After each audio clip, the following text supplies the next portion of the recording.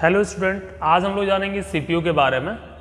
CPU का काम क्या होता है और सीपीयू क्यों इम्पोर्टेंट है और कंप्यूटर में सीपीयू का क्यों इस्तेमाल किया जाता है। देखिए, सबसे पहला कभी भी हम लोग कंप्यूटर में जब इनपुट देते हैं, इनपुट मतलब आप टाइपिंग करते हो, माउस पॉइंटर का यूज करते हो, जब भी आप इनपुट देते हो, इनपुट देने के बाद अगला जो काम होता है वो किसका होता है? सीपीयू का होता है। तो जब भी हम लोग इनपुट देते हैं वो सीपीयू के अंदर जाता है और सीपीयू में क्या होते हैं, अलग अलग पार्ट होते हैं, जिसके अंदर एक होता है सीयू, दूसरा होता है एएलयू और थर्ड पार्ट जो आता है वो मेमोरी का आता है। अब सीयू जो होता है इसको हम लोग बोलते हैं कंट्रोल यूनिट। क्या बोलते हैं? Control unit. अब इसका मेन काम क्या है? जो भी हम लोग इनपुट देते हैं उसको कंट्रोल करना और फाइंड आउट करना कि ये जो इनपुट है किस टाइप का है। अगर आपका इनपुट नॉर्मल है, टेक्स्ट है, तो जनरली करेगा क्या, वो आगे के प्रोसेस के लिए देगा। अगर कोई पार्ट अगर मैथमेटिकल है, कैलकुलेशन पार्ट है, ऐसा कुछ है जिसके अंदर डिसीजन लेना है, तो आगे ट्रांसफ़र करेगा किसको? एएलयू को। और एएलयू को क्या कहा जाता है? Arithmetical logic unit. अब इसका काम क्या होता है? कभी एक चीज़ तो आपको पता ही होगा, कंप्यूटर का जो आविष्कार किया गया था वो कैलकुलेशन पर्पज़ के लिए किया गया था। सिंपल, क्योंकि हम लोग कंप्यूटर जो वर्ड बना है कंप्यूट से बना है और कंप्यूट का मतलब होता है कैलकुलेशन।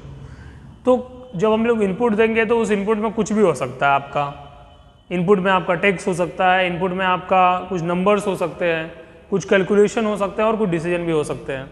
जब भी हम लोग इनपुट अगर देते हैं कुछ मैथमेटिकल इक्वेशन या कोई डिसीजन वाला पार्ट, तो सीधा ट्रांसफ़र होता है किसके पास? एएलयू के पास। अब एएलयू का काम क्या होता है? उस मैथमेटिकल फंक्शन के ऊपर काम करना और डिसीजन लेना कि आगे का क्या काम करना है। ठीक है। आफ्टर कंप्लीटिंग दिस प्रोसेस, अब इतना कंप्लीट होने के बाद आगे का जो स्टेप होता है वो मेमोरी के पास होता है। अब मेमोरी में डेटा क्या होता है ना, स्टोर होता है। अब ये डेटा कैसे स्टोर होगा? ये टेम्पररी फॉर्म में स्टोर होगा। किस में फॉर्म में स्टोर होगा? टेम्पररी में।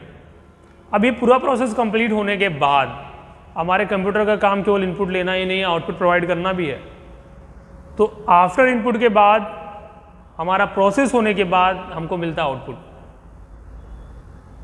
अब आउटपुट जो मिलता है वो मीनिंगफुल आउटपुट मिलेगा। अब ऐसा नहीं है हमने यहाँ से टाइप किया है कुछ और आउटपुट आ रहा है कुछ, नहीं। हम लोग जो भी इनपुट देंगे उसको क्या करेगा? प्रोसेस करेगा। अब देखिए इसमें काम क्या होता है, कंप्यूटर उसको प्रोसेस करता है डिजिट के फॉर्म में, जिसको हम लोग बोलते हैं बाइनरी नंबर। तो आपका जो आउटपुट आने वाला है वो बाइनरी में नहीं आएगा। जब हम लोग इनपुट देंगे वो प्रोसेस होगा, प्रोसेस देने के बाद वो बाइनरी में कन्वर्ट करेगा, बाइनरी में कन्वर्ट करने के बाद वो डेसिमल में कन्वर्ट करेगा या हमारे लैंग्वेज में कन्वर्ट करेगा।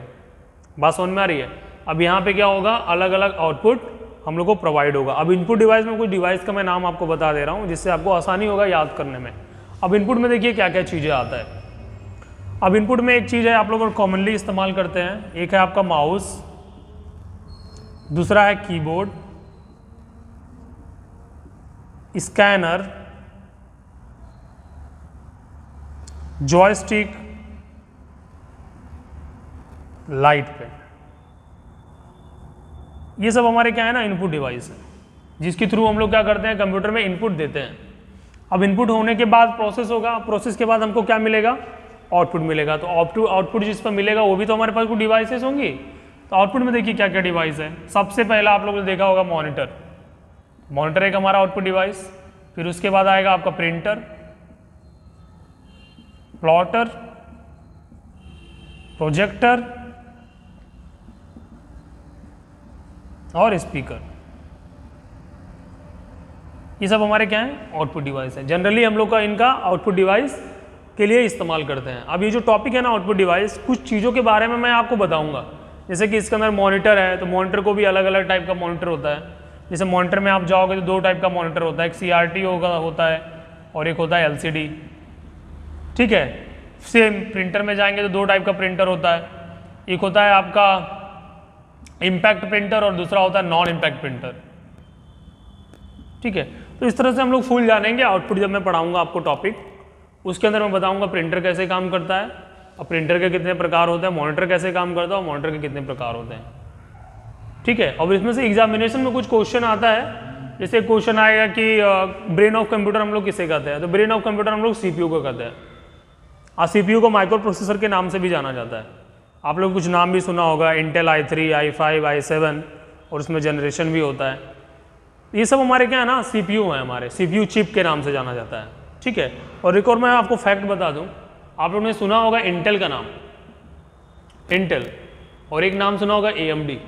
ये दो ऐसी कंपनियां हैं जो माइक्रो प्रोसेसर बनाती है। इंटेल जो है फर्स्ट ऐसी कंपनी है, मैन्युफैक्चरर है, जो लार्ज अमाउंट में, वर्ल्ड की सबसे पहली कंपनी है जो लार्ज अमाउंट में माइक्रो प्रोसेसर बनाती है, ठीक है। अगर कोई डाउट होगा तो आप कमेंट सेक्शन में कमेंट कर दीजिएगा, मैं डाउट क्लियर कर दूंगा, ठीक है। धन्यवाद।